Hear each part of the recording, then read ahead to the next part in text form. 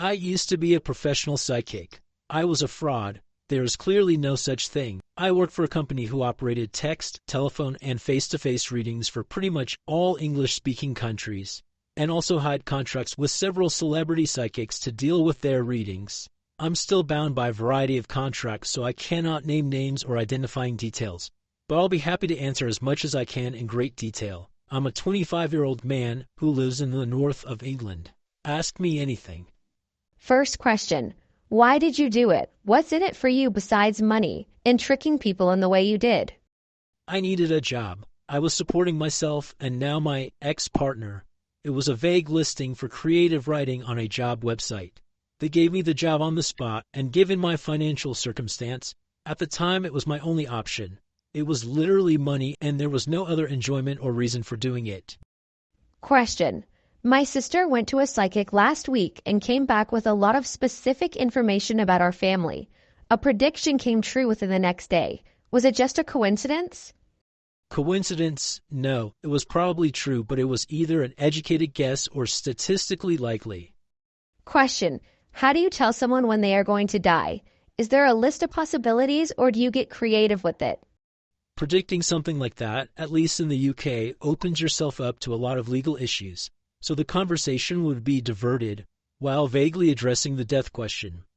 Question. How do you think the Long Island medium, Teresa Caputo, gives such specific information when she allegedly doesn't know the name of the person before she does a reading? I've never heard of her before, but after looking her up and seeing that it's also reality TV, I have no doubt that this is a hot reading, as opposed to a cold reading where you make guesses based off appearance, etc.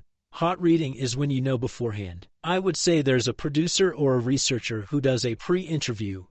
Examples, they ask questions like, who do you want to contact, etc. The researcher then shares the information with the crew, including the staff/assistant of the medium, who in turn feeds it back.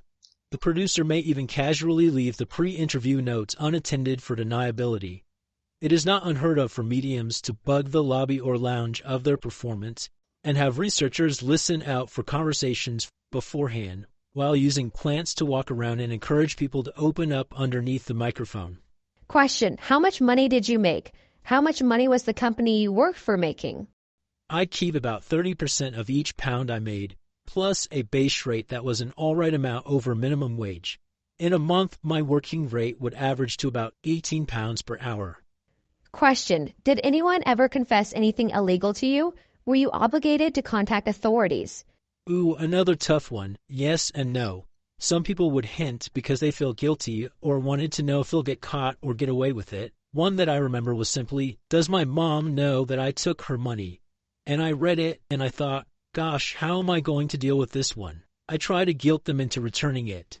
Question. I'm certainly not considering it as a career, but what sort of figure were you making a year?